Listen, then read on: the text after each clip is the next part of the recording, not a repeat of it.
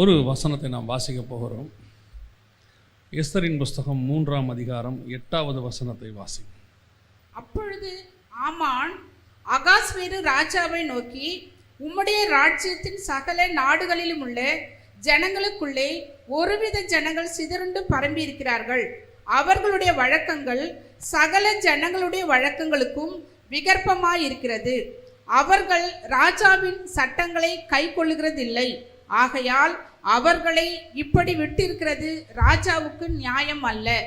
கண்களை மூடுவோம். நல்ல தகப்பனே, எங்கள் சர்வ வல்லமை உள்ள ஆண்டவரே, இந்த அருமையான வேலைக்காக உமக்கு நன்றி.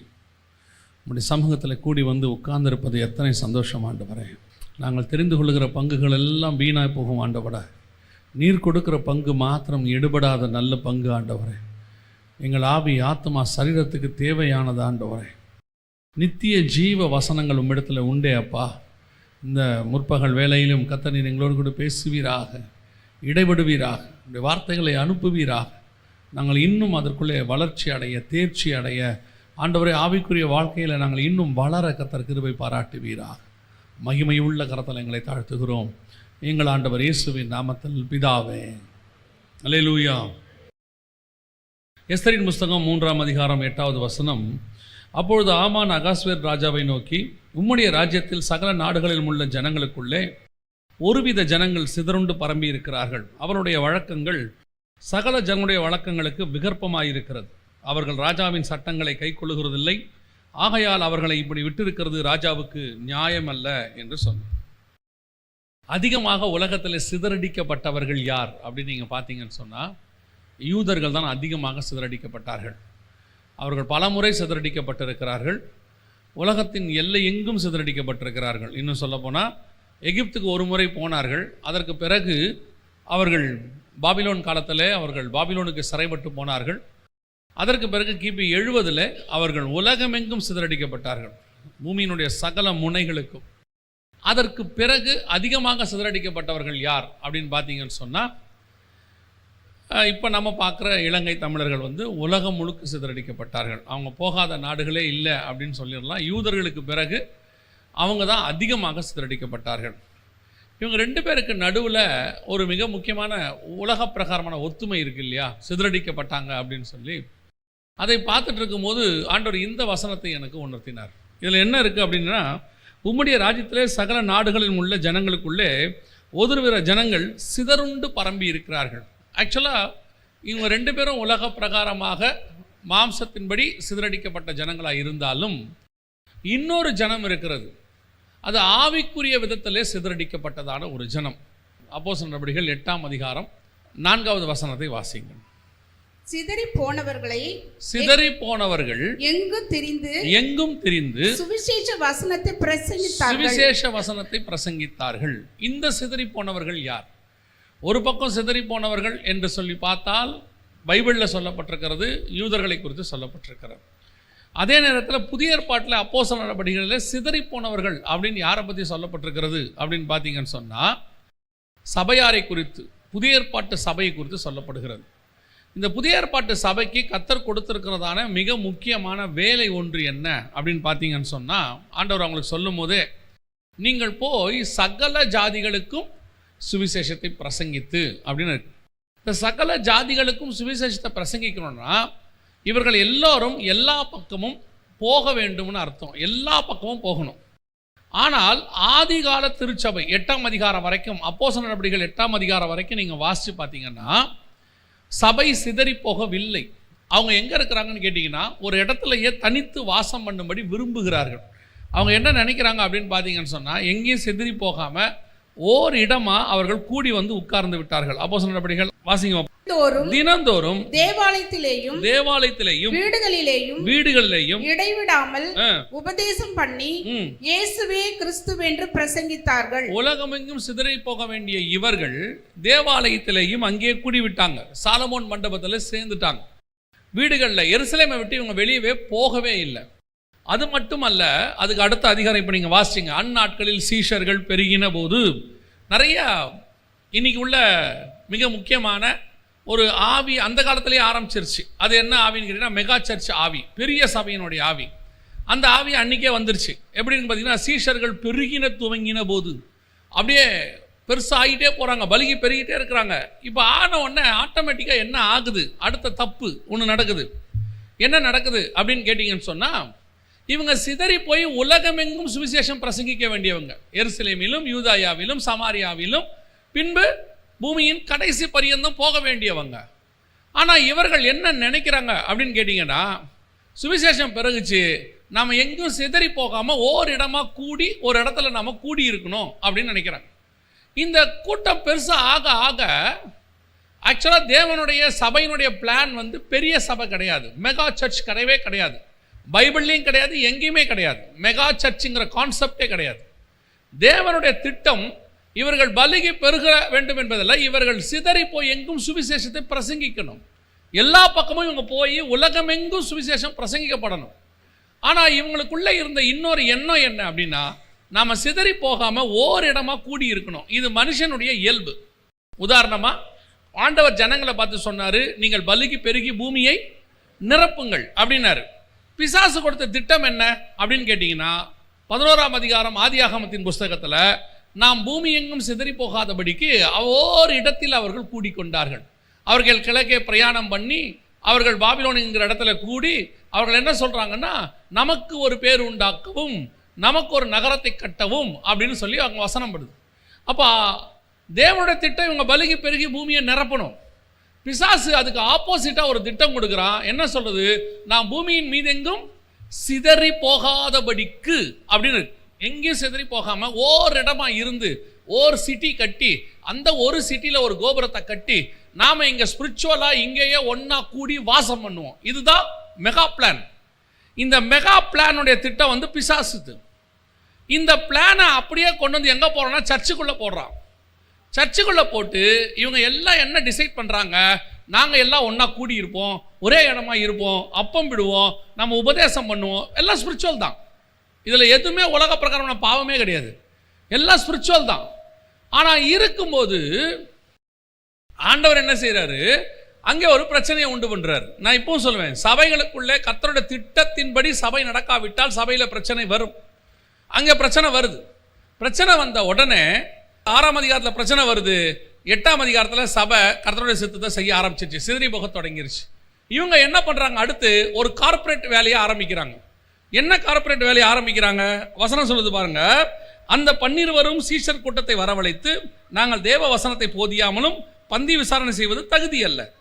சகோதரரே, பரிசுத்தாவியும் ஞானம் நிறைந்த நற்சாட்சி பெற்றிருக்கிற 7 பேரை உங்களில் தெரிந்து கொள்ளுங்கள், அவர்கள் இந்த வேலைகளை ஏற்படுத்துவோம். இப்போ கார்ப்பரேட் உருவாகுது. நாங்கள் சிஇஓஸ் மேலே உட்காந்துப்போம், நாங்கள் கமிட்டி, நாங்கள் வந்து மேலே இருக்கிறதான ட்ரஸ்ட்டு, நாங்கள் மேலே உட்காந்துப்போம், கீழே வேலைக்கு ஆள் செட் பண்ணுங்க. ஆனால் ஆள் எப்படி இருக்கணும், ஸ்பிரிச்சுவலாக இருக்கணும், அதான் ரொம்ப முக்கியம், ரொம்ப கவனிக்கிறதா இருக்கணும், ஸ்பிரிச்சுவல் பீப்புளாக இருக்கணும். அடுத்து என்ன பண்ணணும், அவங்க அதெல்லாம் பார்த்துப்பாங்க. பந்தி விசாரிப்பு, யாருக்கு என்ன சாப்பாடு போடணும், இன்றைக்கி என்ன மெனு, 7 நாளைக்கு என்ன மெனு, அப்புறம் 7ஆம் நாள் நம்ம கூடி வந்து தேவனை ஆராதிக்கணும், முடியும் போது என்ன சாப்பாடு போடணும், வரவங்களுக்கு என்ன வெல்கம் ட்ரிங்க்கு, எல்லாம் பிளான் பண்ணுங்க. இப்போ அவன் ரட்சிக்கப்பட்டு அதுக்கு தானே வந்தான் உள்ள.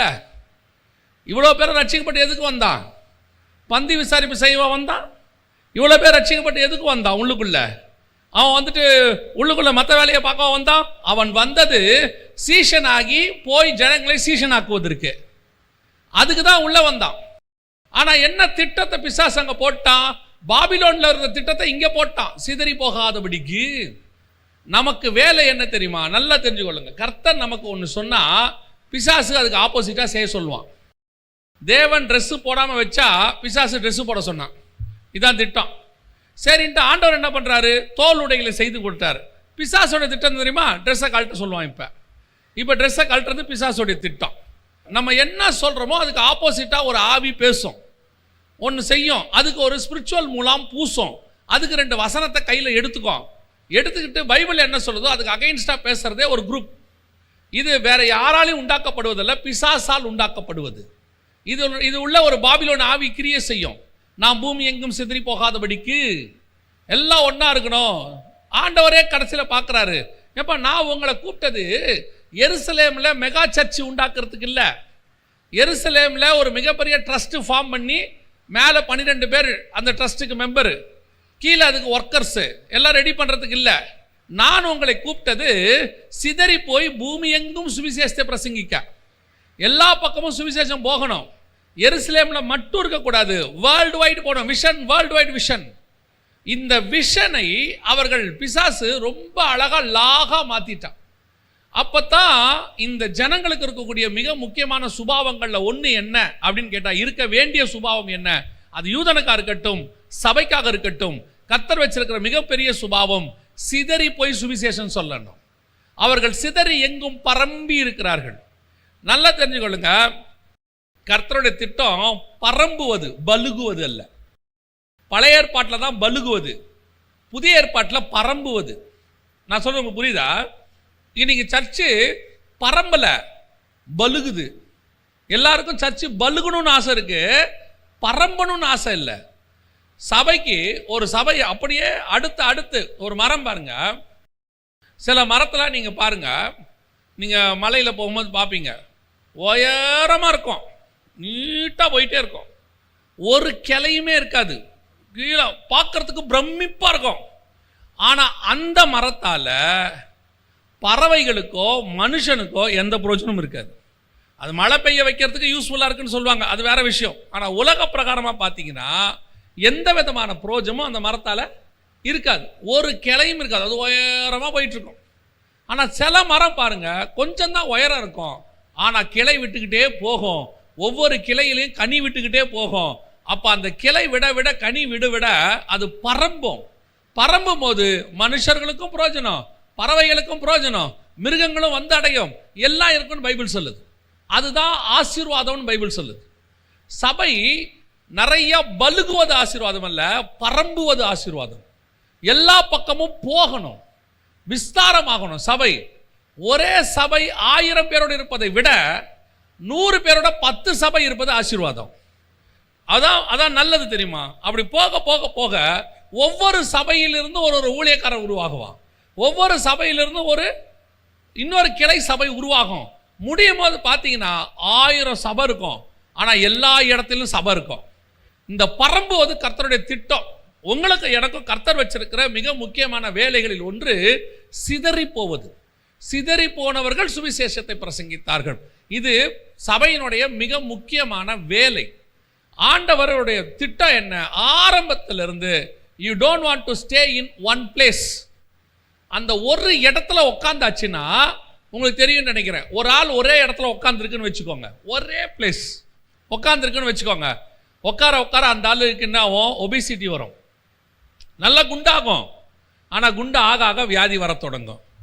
அப்புறம் இன்னும் மூவ் ஆகாமல் ஒரே இடத்துல இருந்துச்சுன்னு வச்சுக்கோங்க, அடுத்து பெட்சோர் வரும், கடைசியில் அந்த சபை செத்தே போகும். நிறைய பேருக்கு அது தெரிய மாட்டேங்குது. சபை மூவபிள், மூவ் ஆகிட்டே இருக்கணும், இங்கிருந்து ஆட்கள் போய்கிட்டே இருக்கணும், உள்ள வெளியே போக போக உள்ள ஆள் வந்துக்கிட்டே இருக்கும்.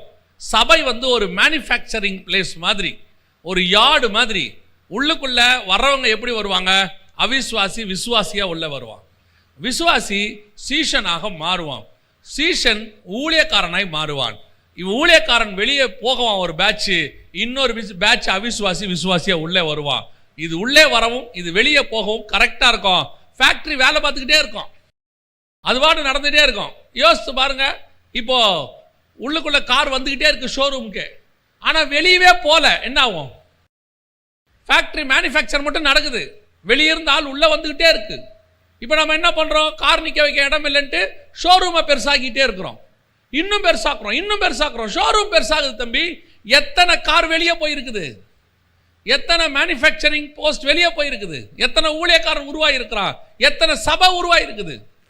உங்களை ஆண்டவர் உள்ள கொண்டு வந்ததுக்கு ஒரு ரீசன் இருக்கு. எதுக்கு கொண்டு வந்தாரு? இந்த சபைக்குள்ள இருந்தால் தேவ திட்டத்தை உங்களை கொண்டு செய்வதற்கு கர்த்தருக்கு வசதியாக இருக்கும். உங்களை வச்சு இந்த சபையில செய்ய முடியும், அதுக்கு தான் கர்த்தர் கூட்டு வந்தார். அந்த காலகட்டம் வரைக்கும் கர்த்தர் உங்களை இங்கே வச்சிருப்பாரு, வச்சு உருவாக்குவார். அது நீங்கள் வெளியே போய் ஊழியம் செஞ்சாலும் சரி, இல்லை சபைக்குள்ளேயே இணைஞ்சு நீங்கள் ஊழியம் செஞ்சாலும் சரி, ஆக மொத்தத்தில் நீங்கள் இங்கே வந்தது தேவனுடைய சித்தத்தை செய்வதற்காக மட்டும்தான். பல நேரங்களிலே கர்த்தர் உங்களை பல இடங்களுக்கு சிதறி போக பண்றார். நல்லா தாங்க இருந்துச்சு அந்த ஏரியாவில் வீடு, திடீர்னு ஓனர் என்னை காலி பண்ண சொல்லிட்டார். ஏன் பண்ண சொன்னார்? எதனால் பண்ண சொன்னார்? பார்த்தா நாங்கள் வேற இடத்துக்கு போயிட்டோம், அங்கே ஒரு வீடு கிடைச்சது, நல்ல வீடு, ஆண்டவர் எங்களை அங்கே கூட்டிட்டு போனார், கர்த்தர் நல்ல வீடு கிடைக்க பண்ணார். எதுக்கு கிடைக்க பண்ணார்? ஏன் அங்கே கொண்டு போக பண்ணார்? அந்த இடத்தில் உங்களை வைத்து தேவ திட்டத்தை நிறைவேற்ற வேண்டும் என்பது கர்த்தருடைய திட்டம். அந்த ஏரியாவுக்கு சுவிசேஷம் நீங்க சொல்லணுங்கிறது கர்த்தருடைய திட்டம். சிதறி போனவர்கள் எங்கும். பல நேரங்களில் சகோதரிகள் சாட்சி சொல்றாங்க. என்ன சொல்றாங்க தெரியுமா? நான் இந்த குடும்பத்தில் வந்துட்டேன், நான் ஆண்டவரை ஏற்றுக்கொண்டேன், ஆனால் இந்த குடும்பத்தில் யாருமே என்ன செய்யலை, ஆண்டவரை ஏற்றுக்கொள்ளலை. நீங்கள் ஆப்போசிட்டாக பார்த்துக்கிட்டே இருக்கீங்க உங்கள் வாழ்க்கையை. ஆக்சுவலாக பிளான் என்ன தெரியுமா? கர்த்தருக்கு உங்கள் ஒரு ஆளை வச்சு தான் அந்த முழு குடும்பத்தையும் ரட்சிக்கணுங்கிறதா கர்த்தருடைய திட்டம். உங்களை எதுக்கு உங்களை சிதறி போக பண்ணுறாரு? உங்கள் அப்பா அம்மா வீட்டிலேருந்து கொண்டு போய் ஏன் அந்த வீட்டில் விட்டாரு? உங்கள் அப்பா அம்மா வீட்டில் நீங்கள் ரொம்ப நல்லா தானே இருந்தீங்க. நீங்கள் அங்கே ஜெபம் பண்ணும்போது கர்த்தர் உங்களுக்கு ஆசீர்வாதமாக தான் பேசினாரு, கர்த்தர் நல்லா தானே வச்சுருந்தாரு. எதுக்கு கொண்டு போய் அந்த ஏரியாவில் விடுறாரு? அங்கே விடும்போது கணவன் ரட்சிக்கப்படாதவர், மாமியார் ரட்சிக்கப்படல, மாமனார் ரட்சிக்கப்படல, யாருமே ரட்சிக்கப்படல, நான் மட்டும் நடுவில் இருக்கிறேன். ஏன்? நீங்கள் ஒரு ஆள் தான் கர்த்தருக்கு கீ, நீங்கள் ஒரு ஆள் தான் கர்த்தருடைய திட்டம். சுற்றி இருக்கிற அத்தனை பேரும் தேவனை அறியாதவர்கள். அறிந்த உங்க ஒரு ஆளை வச்சுத்தான் அந்த முழு குடும்பத்தையும் ரட்சிக்கணும். அதான் கர்த்தருடைய திட்டம். ஆனால் உங்களுக்கே பயம் வந்துருச்சு. என்ன பயம் வந்துருச்சு? ஐயோ, இந்த குடும்பத்தில் இருக்கிறோமே, நம்ம ஜெபிக்க முடியுமா, வேதம் வாசிக்க முடியுமா, நம்மளால ஏதாவது செய்ய முடியுமா? கொஞ்ச நாள் உபத்திரவம் இருக்கும், ஆனால் ஒன்று மட்டும் நிச்சயம் நடக்கும். நீங்கள் அவர்களை போல மாற மாட்டீர்கள், உங்களை போல அவர்கள் மாறுவார்கள். கர்த்தர் அதுக்கு தான் உங்களை சிதறி போக பண்ணினார். எதுக்கு உள்ள கூட்டு போனார்? அதுக்கு தான் கூட்டு போனார். எதுக்கு ஒரு ரட்சிக்கப்படாத ஆபீஸுக்குள்ள உங்களை ஒரு ஆளை கொண்டு போய் உட்கார வைக்கிறாரு? நீங்க ஒரு ஆள் தான் அந்த மொத்த ஆபீஸுக்குமான கீ. உங்க ஒரு ஆளை வச்சு தான் அந்த முழு ஆபீஸையும் கர்த்தர் சந்திக்க முடியும். உங்க ஒரு ஆளை வச்சு தான் அந்த குடும்பத்தை ரட்சிக்க முடியும். இன்னைக்கு நம்ம கர்த்தர் சிதறி போக பண்றதுக்கான நோக்கம் அதுதான். நாம என்ன நினைக்கிறோம் தெரியுமா? எங்கேயும் போயிடக்கூடாது, ஒரு கம்ஃபர்ட் ஜோன், ஒரே இடத்துல உட்காந்துக்கணும், எங்கேயும் போகக்கூடாது, சிதறிலாம் போகக்கூடாது. அதுவும் கொஞ்சம் நம்ம வளர ஆரம்பிச்சு நம்ம சுற்றி ஒரு 20-30 பேர் வந்துட்டாங்கன்னா நம்ம ஒன்று மண்ணா இருக்கணும். எப்படி இருக்கணும்? நீங்கள் ஒன்றா இருந்தால் மண்ணாக தான் இருப்பீங்க.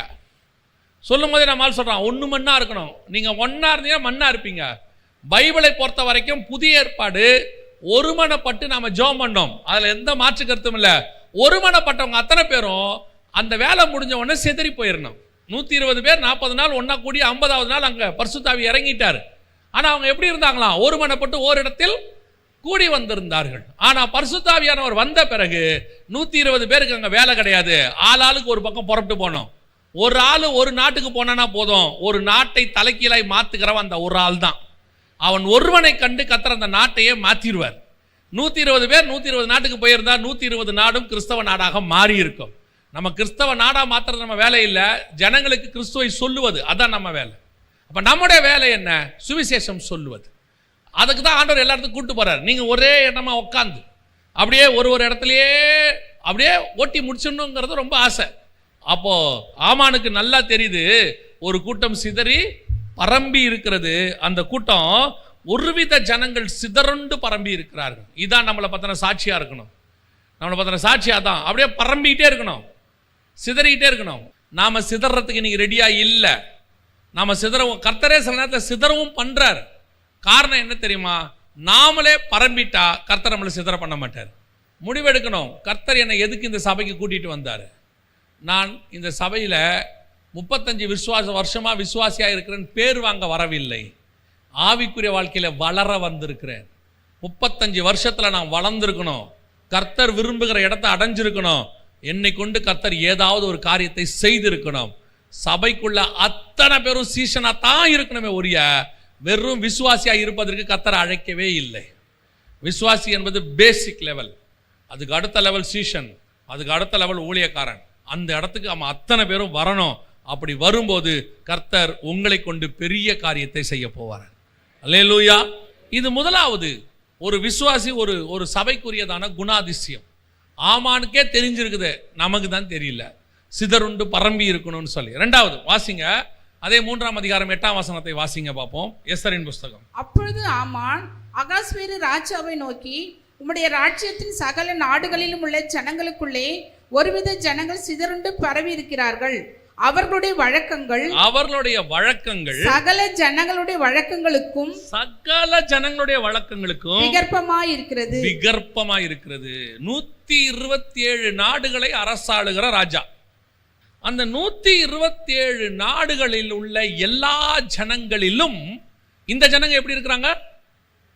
விகற்பமாய் இருக்கிறார்கள். அவங்க பழக்க வழக்கத்துக்கும் இவங்க பழக்க வழக்கத்துக்கும் ஒரு சம்பந்தமும் இல்லை. அவன் வேற இவன் வேற. இதுதான் சர்ச்சுக்கு கொடுக்க வேண்டிய சாட்சி. ஒரு சபையை பத்தி புறஜாதியார் என்ன சாட்சி கொடுக்கணும் தெரியுமா? உலகம் வேறு, சபை வேறு. உலகத்தின் பழக்கத்துக்கும் சபையின் பழக்கத்துக்கும் விகற்பமா இருக்கு. இவங்க எக்ஸ்ட்ரீம்லி வேற மாதிரி இருக்கான். இவனை புரிஞ்சிக்கவே முடியலைங்க. சர்ச்சு வேற மாதிரி இருக்குது, உலகம் வேற மாதிரி இருக்குது. அதுதான் உங்களுக்கும் எனக்கும் கர்த்தர் வச்சிருக்கிற அடையாளம். சபை உலகத்துக்கு ஒத்த வேஷம் தரிக்க கூடாது. அப்போ உலகத்தில் இருக்கிற எந்த பழக்க வழக்கத்துக்கும் சபை ஒத்து போகாது. ஸ்பிரிச்சுவலி அவங்கெல்லாம் சாப்பிட்றாங்க, அப்போ நாங்கள் சாப்பிட மாட்டோமா? அது இல்லை. உலகம் ஒன்று இருக்கு, உலகத்தில் உண்டானவைகள்னு கொஞ்சம் இருக்குது. அதுக்கும் சபைக்கும் என்ன கிடையாது? சம்மந்தமே கிடையாது. இது வேற மாதிரி ஆக்டிவிட்டீஸ். இது உள்ள இருக்கிற குணாதிசயம் வேற. உலகத்தான் உலகத்தை சுதந்திரிப்பதற்கு போராடுவான், சபையோ பரலோகத்தை சுதந்திரிப்பதற்கு போராடும். இந்த ஜனங்க விகற்பமா இருக்காங்க. ஏன்? அவன் பேசும்போதே வேற மாதிரி பேசுறாங்க. அவனை புரிஞ்சுக்க முடியல. என்ன பேசுறான்? உம்முடைய ராஜ்யம் பரலோகத்தில் செய்யப்படுவது போல பூமியில் செய்யப்படுவதுங்கிறான். ஏங்க, நாம பூமிக்குரிய ராஜ்யத்துக்கு தானே போராடிட்டு இருக்கிறோம். இவன் என்ன புதுசா வேற ஒரு ராஜ்யங்கிறான். அப்போ எங்களுடைய ராஜா யாரு? அவன் வேற ஒன்று சொல்றான். ஏன்? பூமியின் ராஜாக்களுக்கெல்லாம் அதிபதி இயேசு கிறிஸ்துங்கிறான். அவன் வேற ஒரு ராஜாவை சொல்லிட்டு இருக்கிறான். இல்லைங்க, இந்த அவங்க இங்கே ஒரு ரசிகராக இருக்கிறாங்க, அந்த ஸ்போர்ட்ஸ் மேனுக்கு ரசிகராக இருக்கிறாங்க, அந்த ஒரு அரசியல்வாதிக்கு ரசிகராக இருக்கிறாங்க. இவன் எவனையுமே மதிக்க மாட்டாங்க. இவன் முழுக்க முழுக்க இயேசுநாதருக்கு பின்னாடி ஓடிட்டு இருக்கிறான். கேட்டா இயேசுநாதர் தான் என் தலைவருங்கிறான், இயேசுநாதர் தான் எனக்கு எல்லாமேங்கிறான். இவன் வேற மாதிரி இருக்காங்க. இவனை புரிஞ்சுக்கவே முடியலங்க. ஏதாவது பேசினா நித்திய ஜீவனுங்கிறான். அப்ப நாங்களாம் உயிரோட இல்லையா? நீ உயிரோடு இருந்து செத்த வேண்டா, நான் செத்து உயிரோடு இருக்கிறேன்றான். புரிஞ்சுக்கவே முடியல இவனு. உலகத்தார் உயிரோடு இருக்க வேண்டும் என்று சொல்லி செத்து கொண்டிருக்கிறார்கள். நாம் உலகத்துக்கு சாக வேண்டும் என்று சொல்லி நித்திய ஜீவனை சுதந்திரிக்கிறவர்களாக இருக்கிறோம். நாம வேற, உலகம் வேற. அவர்கள் தங்கள் சரீரத்தை காப்பாற்றி தங்கள் ஆத்மாவிலே செத்து கொண்டிருக்கிறார்கள். நாம் சரீரத்தை சாக கொடுத்து ஆத்மாவை காப்பாற்றி கொண்டிருக்கிறோம். நம்ம ஆப்போசிட்லி வேற. அவன் அழியும்னு தெரிஞ்சு இந்த உலகத்தில் உள்ளதுக்காக ஓடுவான் கடைசி வரைக்கும். நமக்கு அழியாதுன்னு தெரிஞ்சு நாம் அதை நோக்கி தான் ஓடணும். இது அழியும், இதை பற்றி எனக்கு கவலையே இல்லை. காண்கிறவைகள் அனித்தியமானவைகள், காணாதவைகளோ இதை மேலே அவனுக்கு ஒரு ஆசையும் இல்லைங்க. என்ன பண்ணாலும் இவன் வேற மாதிரி இருக்கிறான். எஸ்தருக்கும் வேற ராஜகுமாரத்துக்கும் என்னங்க வித்தியாசம்? அவங்க எது கொடுத்தாலும் வாங்கிக்கிறாங்க, கேட்டு கேட்டு வாங்கிக்கிறாங்க. எஸ்தர் எதை கொடுத்தாலும் வாங்க மாட்டேங்குது. அந்த அம்மா எதை கொடுத்தாலும் வாங்க. இந்த பொண்ணு ஏன் இப்படி வித்தியாசமா இருக்குது? 127 நாட்டில் வாழ்ந்த யூதர்களும் மற்றவங்களும் வித்தியாசமா இருந்தாங்கல்ல. அப்ப எஸ்தரும் எப்படி தான் இருக்கணும்? வித்தியாசமா. ஏன்னா அவளும் அந்த 127 நாட்டுக்குள்ள இருக்கிற யூத பெண் தானே, அவளும் வித்தியாசமா தானே இருக்கணும். மற்றவங்களுக்கு இவளுக்கு என்ன வித்தியாசம்? மற்ற ராஜகுமாரத்திகள் எல்லாரும் என்ன வேணாலும் வாங்கிப்பாங்க, கேட்டு கேட்டு வாங்குவாங்க. ஏகா பார்த்துக்கிட்டே இருக்கான். ஏமா உனக்கு ஒன்றும் வேணாங்க. என்னம்மா நீ ஒன்று வேணாங்கிற? ஏதாவது ஒன்று நீங்கள் என்ன வச்சுருப்பீங்க? உனக்குன்னு அதை மட்டும் கொடுங்க போதும். ஏமா உனக்கு வேற எது மேலே ஆசையே இல்லையா? ஒரு ஆசையும் இல்லை. என்னம்மா இப்படி சொல்கிற? ஒரு ஆசையும் இல்லைங்க. நம்ம கணக்கே வேற. உலகத்தில் இருக்கிறவெல்லாம் நல்லா வாழணும்னு ஆசைப்படுவான். இந்த ஜனம் எல்லாவற்றையும் விட்டு விட்டு சிலுவையை சுமக்க ஆசைப்படும். அதுதான் விகற்பமான ஜனம். பார்க்கறதுக்கே வித்தியாசமா இருக்கும் இந்த ஜனம். உலகத்துக்கு ஒத்த வேஷம் இது தரிக்காது. ஆனா ஒரு காலத்துல பிரசங்கம் பண்ணும்போது ஊழியக்காரர்களை பார்க்கும் பொழுது இந்த உலகம் சொல்லுச்சு, இவர்கள் பிரசங்கம் விகற்பமா இருக்கிறது. என்ன விகற்பம்? இவன் பேசுறது எல்லாமே வேற மாதிரி இருக்கு. இப்ப பாருங்க, யோவானுடைய தரிசனத்தை பார்த்தா எப்படி இருக்கும் நமக்கு? யோவானுடைய தரிசனம் எப்படி இருக்கு? 7 தலை, 10 கொம்பு, ஒரு அம்மா வானத்தில் நிக்குது, 12 நட்சத்திரம் இருக்கு, சூரியனை அணிந்திருக்குது, அப்புறம் சந்திரனை நிக்குது. ஏய் என்னப்பா தரிசனம்? விகற்பமா இருக்குதேப்பா, வித்தியாசமா இருக்குதேப்பா, ஒண்ணுமே புரியலையப்பா. அதுதான்ப்பா நாங்க, அதான் நாங்க. அவன் எதை நேசிப்பான்? பவுல் எதை நேசிப்பான் தெரியுமா? சாவு எனக்கு ஆதாயம், நான் தேகத்தை விட்டு பிரிய ஆசைப்படுகிறேன், என்னை விட்டுருங்க நான் போறேன்றான். உலகத்தான் என்ன ஆசைப்படுவான் தெரியுமா? எப்படியாவது காப்பாத்துங்கம்பான். ஒரு காலத்துல சபையில பாடுற பாட்டுல இருந்து மெசேஜ்ல இருந்து பார்க்கும்போது இந்த ஜனங்க ரொம்ப வித்தியாசமா இருக்குதே, இது வேற மாதிரி இருக்குதே. இவன் வாயில கபடம் இல்லையே, இவன் உலகத்தான் இல்லையே, இவன் ஆசை முழுக்க பரலோகத்தை பத்தி இருக்குதே, பூமியை பத்தியே இல்லையே. ஒரு கூட்டம் இருக்கிறது, அது உலகத்தை பத்தி பேசாது. ஒரு கூட்டம் இருக்கிறது, அது உலகத்தை விரும்பாது. ஒரு கூட்டம் இருக்கிறது, அது சிலுவை சுமக்கிற கூட்டம். மற்ற 127 நாட்டில் இருக்கிற ஜனங்களிலும் இவர்கள் விகற்பமாயிருப்பார். அத்தனை பேர்லையும் இவன் டிஃபரண்ட், இவன் வேற மாதிரி இருக்கணும். அதுதான் தேவன் விரும்புகிற கூட்டம். உங்களே என்னையும் கர்த்தர் அதுக்கு தான் அழைச்சிருக்கிறார். அப்படி சாட்சி வரணும். எல்லாமே டிஃபரண்ட். அந்த ஸ்பிரிட் உங்களுக்குள்ள வந்துட்டா ஒரு நாள் உங்களை பற்றி அவங்களுக்கே தெரிஞ்சிடும். இவங்கிட்ட போனால் வேற பேச மாட்டாங்க, இவங்ககிட்ட போய் உட்காந்தா வேற எதையும் இருக்காது, அந்த சபைக்கு போனால் இப்படித்தான் இருக்கும்னு நம்ம பார்த்த சாட்சி வெளியே போயிடும். அதான் ஆமானுடைய சாட்சி. ஆமான்னு சொல்கிறான், அந்த ஜனமே கொஞ்சம் வித்தியாசமான ஜனங்க, விகற்பமான ஜனம். அது யாரோடையும் கலக்காது. அது பழக்க வழக்கம்லாம் எப்படி இருக்குது, வித்தியாசமாக இருக்குது. குமாரனின் சாயலுக்கு ஒப்பாக இருக்கும்படி இருக்கிறவர்கள் நாங்கள் இந்த உலகத்தில் பார்க்கும்போது கொஞ்சம் பைத்தியமாக தான் தெரிவோம். உலகத்துக்கு ஒத்த வேஷம் தரிக்கிறதுக்கு கொஞ்சம் யோசிப்போம். ஆனால் ஒரு நாள் வரும், எங்கள் வேஷம் உலகத்துக்குரியது அல்ல, மண்ணின் சாயலை நான் கலைந்தே விண்ணின் சாயலை நான் அடைவேன். என்ன அங்கே பார்க்கும் போது தான் தெரியும், ஓ நீங்கள்லாம் இந்த ஊர் ட்ரெஸ் போட்டிருந்தீங்களா, ஓ நீங்கள்லாம் இந்த ஊருக்காரங்களா, அதனால தான் கொஞ்சம் வித்தியாசமாக பேசுகிறீங்க. சில நேரத்தில் சில ஆட்கள் நம்மகிட்ட பேசும்போது கேட்போம்ல, என்ன உங்கள் தமிழ் கொஞ்சம் வித்தியாசமாக இருக்குது, நீங்கள் இலங்கையிலேருந்து வந்தீங்களா, நீங்கள் நார்த் இந்தியாவா, உங்கள் தமிழே வேற மாதிரி இருக்குதே. அப்புறம் நம்ம அந்த ஊருக்கு போனால் அப்போ அந்த ஊரில் இருக்கிறவங்களும் அதே தமிழ் பேசின்னு இருப்பாங்க. அப்போ தான் தெரியும், ஓ இதுதான் அந்த தமிழா. அதே மாதிரி தான் இன்றைக்கி நம்மளை பார்க்கிறவர்கள் கொஞ்சம் விகற்பமாய் பார்ப்பார்கள், கொஞ்சம் வித்தியாசமாக பார்ப்பாங்க. கொஞ்சம் சொல்லுவான், சும்மா இருந்தாலும் அப்படி தாங்க பேசிக்கிட்டு இருப்பாங்க, எல்லாம் கத்திக்கிட்டு இருப்பாங்க, அதெல்லாம் ஒன்றும் ஆகாது, ஒன்றும் உதவாதும்பான். ஒரு நாள் வரும், நம்மை போன்றவர்கள் மட்டும் இருக்கிற தேசம் ஒன்று வருகிறது. அங்கே போனால் தான் தெரியும் நாம் அந்த தேசத்தின் சாயலுக்காக இந்த தேசத்தில் வாழ்ந்திருக்கிறோம் என்று சொல்லி. அல்லேலூயா. 127 நாட்டுக்குள்ளே இருப்போம், இந்த பூமிக்குள்ளே தான் இருப்போம். ஆனால் பூமியின் சாயல் நமக்குள்ளே வராது. இது கொஞ்சம் தனித்து வாசம் பண்ணுகிற கூட்டம். ஆமென். ரெண்டாவது ஆமான் பார்க்குறாரு, இது வேற, இந்த ஜனங்கள் விகற்பமாய் இருக்கிறார்கள். மூன்றாவது வாசிங்க, 3:8 வாசிங்க பார்ப்போம், எஸ்தர் புஸ்தகம். அப்பொழுது ஆமான் அகாஸ்வேரு ராஜாவை நோக்கி, உம்முடைய ராஜ்யத்தின் சகல நாடுகளிலும் உள்ள ஜனங்களுக்குள்ளே ஒருவித ஜனங்கள் சிதறுண்டு பரம்பி இருக்கிறார்கள். அவர்களுடைய வழக்கங்கள் சகல ஜனங்களுடைய வழக்கங்களுக்கும் விகற்பமாய் இருக்கிறது. அவர்கள் ராஜாவின் சட்டங்களை கை கொள்ளுகிறதில்லை. இது அதை விட மோசம். அவர்கள் ராஜாவின் சட்டங்களை என்ன செய்ய மாட்டாங்க? எந்த சட்டத்தை கை கொள்ள மாட்டோம் தெரியுமா? எங்களுக்கும் ஆண்டவர் சொல்லி கொடுத்துருக்கிறாரு, சகல துரைத்தனங்களும் அவரால் ஏற்படுத்தப்பட்டிருக்கிறது, அவைகளுக்கு நாம் கீழ்ப்படிய வேண்டும். அதில் எந்த மாற்று கருத்தும் இல்லை. இப்போ இயேசு கிறிஸ்துவுமே சட்டங்களுக்கு கீழ்ப்படிஞ்சார்ல. ராயனுக்கு ஒரு ராயனுக்கும் தேவனுக்கு ஒரு தேவனுக்கும் கொடுங்க, கட்ட வேண்டிய டாக்ஸை கட்டுங்கிறார். கட்டித்தானே இருக்கிறோம், நம்ம எல்லாம் கட்டிட்டு தானே இருக்கிறோம். அப்போ ராஜாவின் சட்டங்களுக்கு கீழ்ப்படுகிறதுனா என்ன? அது எதை குறிக்குது? இப்போ நாம் என்ன ராஜாவின் சட்டத்துக்கு அகைன்ஸ்டாக இருக்கிறோமா? இல்லைங்க. ராஜா நீங்கள் சொல்கிற சட்டத்துக்குலாம் நாங்கள் ஓகே, எங்கள் பைபிளுக்கு அகைன்ஸ்டாக நீங்கள் ஒரு சட்டம் போட்டிங்கன்னு வச்சுங்க, அதுக்கு கீழ்ப்படிய முடியாது. அந்த சட்டத்துக்கு நாங்கள் கீழ்ப்படிய முடியாது. இல்லை, நீங்கள் நான் வணங்குகிற நான் வைத்திருக்கிற சிலையை நீங்கள் கண்டிப்பாக வணங்க வேண்டும், முடியாது. நான் இப்படி சொல்கிறேன், ராஜாவின் சட்டத்துக்கு கீழ்ப்படியது இல்லையா? ராஜாவின் சட்டத்துக்கு எதுக்கு கீழ்ப்படியணுமோ அதுக்கு தான் கீழ்ப்பட முடியும். நீ ஒரு சிலையை வச்சு வணங்குனா நாங்கள் எப்படி வணங்குவோம்? வணங்க மாட்டோம்ல. எங்களால் முடியும். நெருப்பத்துக்கு போட்டு போ, உங்களை யார் காப்பாற்றுவா? காப்பாற்றினாலும் சரி, காப்பாற்றாமல் போனாலும் சரி, நீ வச்ச சிலையை நாங்கள் வணங்குறது இல்லை. நல்லா தெரிஞ்சுக்கொள்ளுங்க, ராஜாவை தவிர வேற யாரை நோக்கி விண்ணப்பம் பண்ண முடியாது. அப்படியா? உங்களுக்கு கடைசி வாய்ப்பு. இல்லை என்றால் சிங்கக்கபியில் தூக்கி போடுவோம். சாயங்காலம் 5 மணிக்கு வீட்டு பக்கம் வாங்க, ஏன் அதே மாதிரி ஜோம் பண்ணுவோம். இல்லை, ராஜா சொல்லியிருக்கிறார் தெரியுமே, ராஜாவின் சட்டத்தை தானியேல் அறிந்து, இப்படி ஒரு சட்டம் இருக்குன்னு. இப்ப தானியேல் சட்டத்தை மீறாரா இல்லையா?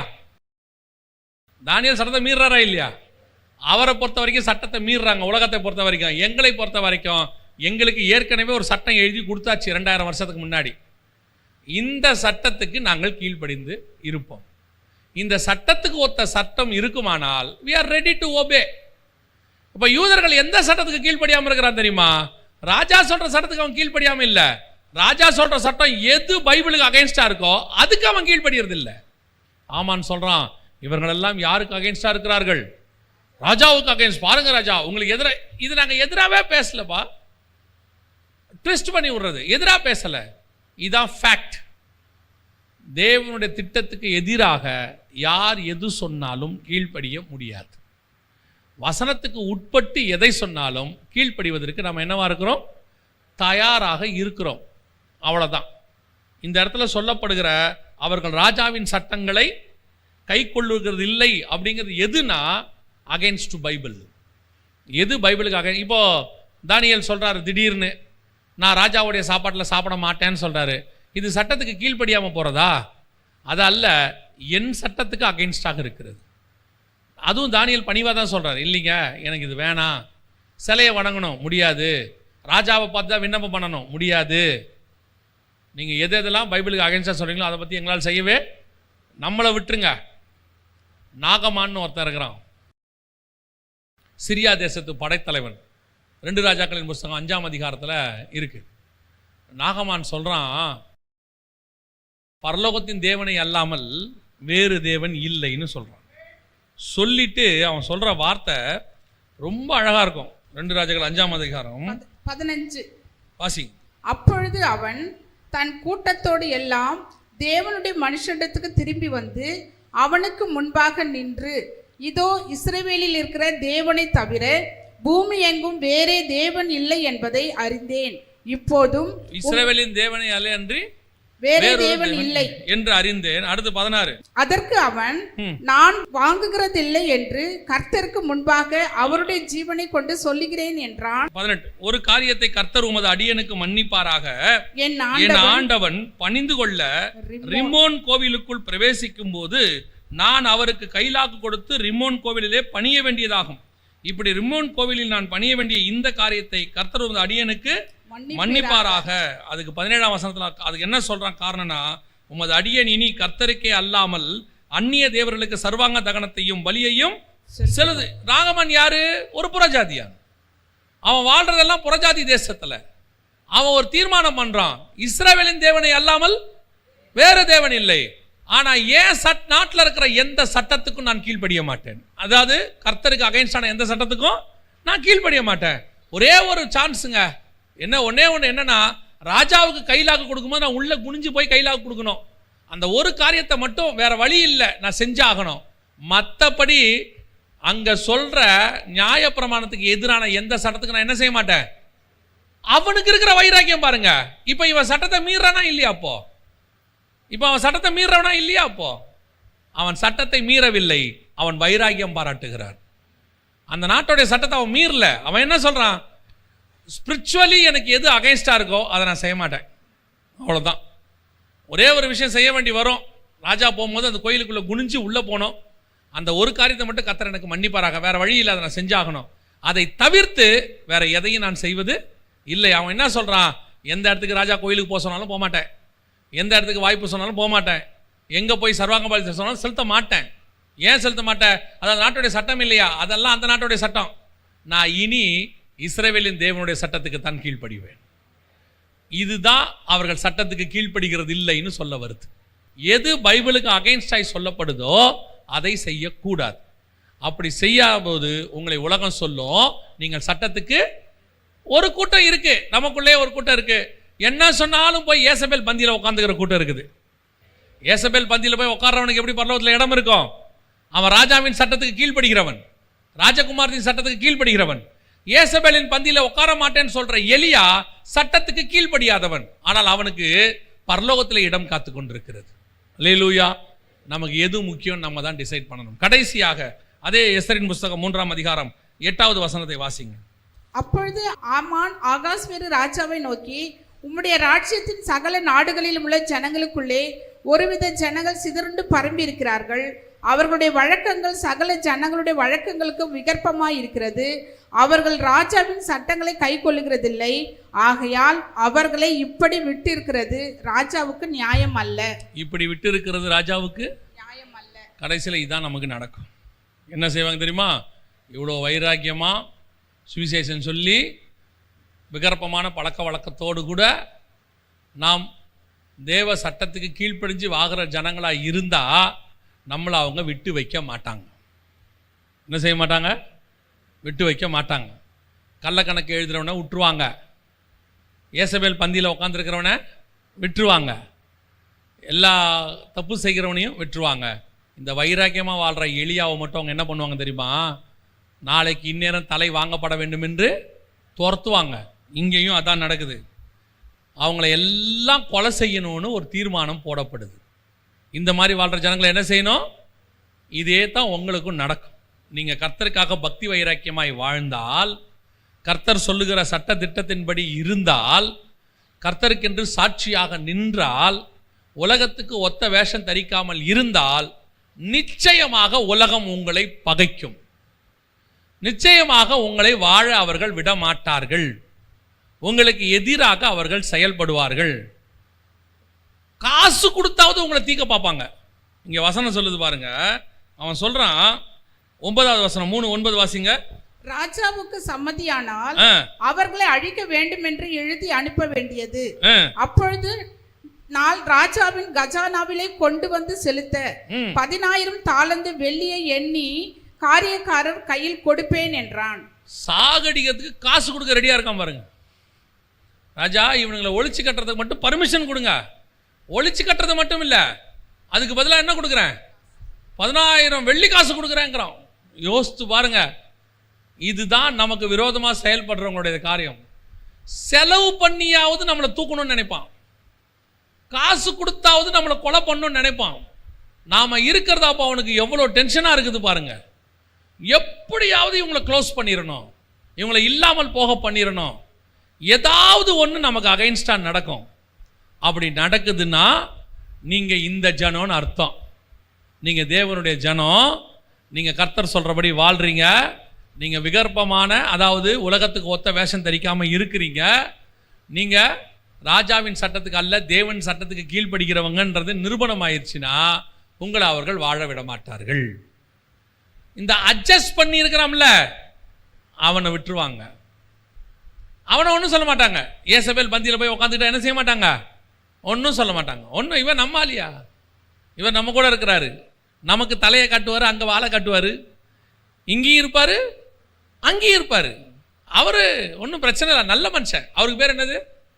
நல்ல மனுஷன். அவர் என்ன நல்ல மனுஷன்? ஏசபேல் பந்தியிலையும் இருப்பார், எலியா கூடவும் இருப்பார். நான் யாருக்கும் கெட்டவன் கிடையாதுங்க. நான் என்ன உங்களை எதிர்க்கவா செய்கிறேன்? ஏசபேல் கூடயும் உட்காந்துக்கிறேன், உங்கள் கூடயும் உட்காந்துக்கிறேன், உங்கள் கூட வராட்டி என்னை கேளுங்க. அப்படி ஒரு கூட்டம் இருக்குது. ஆனால் இந்த எலியா இருக்கான்ல, அவனை கொல்றதுக்கு தான் பார்ப்பாங்க, எப்படியாவது கொல்லணும் தான் வகை தேடுவாங்க. நீங்கள் கர்த்தருக்கு பக்தி வைராக்கியமாக இருந்தால் என் பிராணனை வாங்க தேடுகிறார்கள். இந்த யூதர்களை அப்படி தான் தேடுகிறார்கள். அப்படித்தான் இன்னைக்கு நல்ல சபைகளை ஒழித்து கட்ட வேண்டும் என்று நினைக்கிறார்கள். நல்ல ஊழியக்காரனை க்ளோஸ் பண்ணணும்னு நினைக்கிறாங்க. நல்ல ஆவிக்குரிய ஊழியக்காரன் சபை நடத்திக்கிட்டு இருந்தானா அந்த சபையை ஒழிச்சு கட்டணும்னு பிசாசுன்னு நினைக்கிறான். அதுக்கு காசு கொடுத்தாவது நடக்கும், யாருக்காவது லஞ்சம் கொடுத்தாவது உங்களை தூக்குவாங்க, இல்லை எங்கே எதையாவது சொல்லி ரெக்கமெண்டேஷன்லையாவது உங்களுக்கு விரோதமாய் செயல்படுவார்கள். நீங்கள் இவ்வளோ தேவ பக்தி வைரத்தோட ஆஃபீஸில் இருந்து பாருங்க, ஆஃபீஸே உங்களுக்கு அகைன்ஸ்டாக இருக்கும்.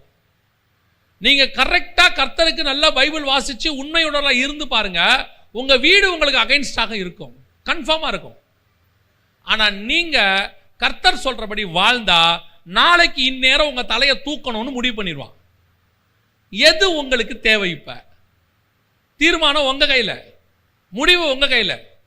நிறைய கூட்டம் என்ன பண்ணிருச்சு தெரியுமா? எதுக்குங்க வம்பு, நம்ம ஏதோ ஊழியம் பண்ணிட்டு இருக்கிறோம், ஆவிக்குரிய வாழ்க்கை வாழ்ந்துட்டு இருக்கிறோம், யார் வம்பு தும்புக்கும் போகாமல் இப்படியே ஓடி முடிச்சிருவோமே அப்படின்னு சொல்லி ஒரு கூட்டம் என்ன பண்ணிருச்சு, ஒரு கூட்டம் இல்லை பெரும்பான்மையான கூட்டம் போய் ஏசபேல் பந்தியோட உட்காந்துருச்சு. அப்போ நமக்கு ஒரு எண்ணம் ஒன்று தோன்றும். என்ன தோணுது? இவ்வளோ கஷ்டத்தோட ஏன் நம்ம வாழணும்? இப்போ நம்ம இப்படி பிரச்சனையோடு தான் இருப்போம்னு தெரியுதே அப்படின்னா ஒரு வசனத்தை வாசிங்க. எஸ்தரின் புஸ்தகம் 9ஆம் அதிகாரம் 24-25.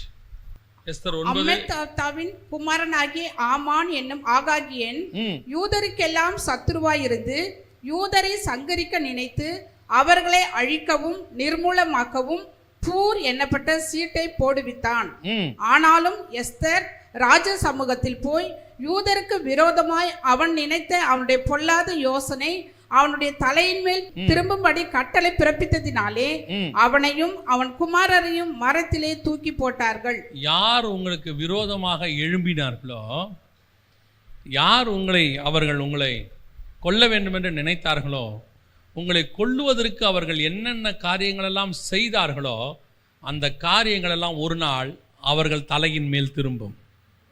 இந்த உபத்திரவம் வந்தது உண்மை. ஆனால் உபத்திரவத்தில் நடுவிலே கர்த்தர் உங்களையும் என்னையும் பத்திரமாக பாதுகாத்தார். அந்த உபத்திரவம் ஒரு நாள் அவர்கள் தலையின் மேல் திரும்பும்.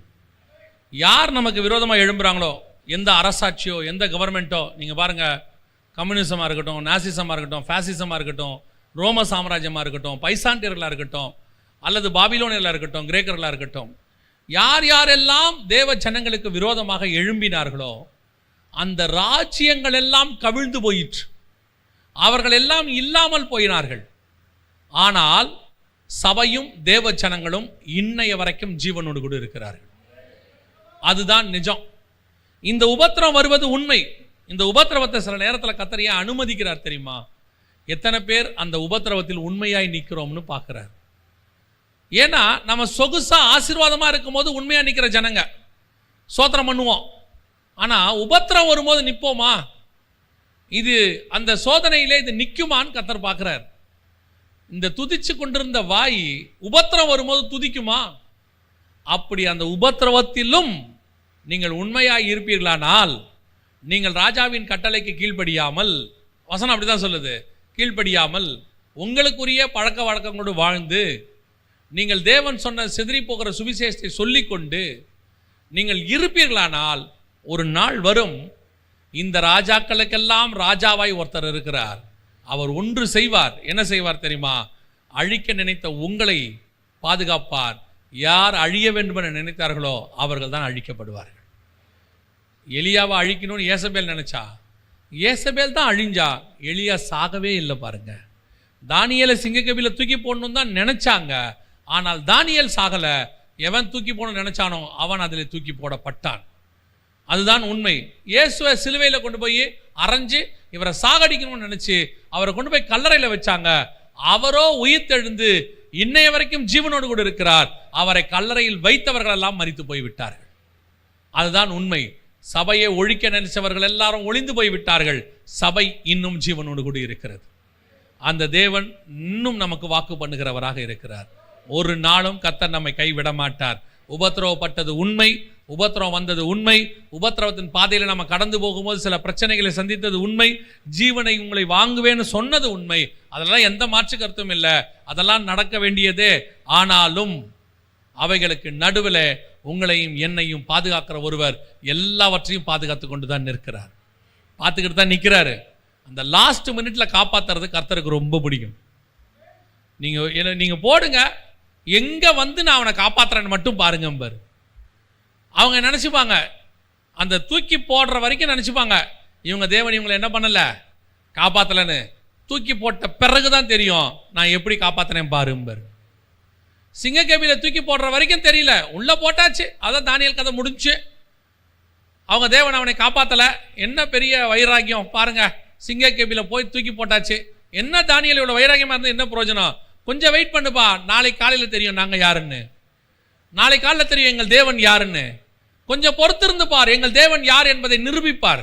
அவர் கடைசி வரைக்கும் கொஞ்சம் வெயிட் பண்ணி பார்ப்பாரு. அந்த கொஞ்ச நேரத்தில் இவங்க ஆடிடுவாங்க. உங்க தேவன் எங்க பண்ணியிருக்கலாம்ல, கர்த்தர் நினைச்சா சாதிச்சிருக்கலாம்ல, செஞ்சிருக்கலாம்ல எல்லாம் சொல்லுவான். நாமளும் அப்படியே யோசிப்போம், நம்ம ஆண்டவர் எங்க, உன் தேவன் எங்கே அப்படின்லாம் கேட்பாங்க. நம்மளும் கொஞ்சம் யோசிப்போம், ஐயோ ஆண்டவரே நீங்கள் இருக்கிறீரா இல்லையா? ஆண்டவர் சொல்றாரு, இங்கேயே தான் இருக்கிறேன், எங்கேயும் போல, டோன்ட் வரி.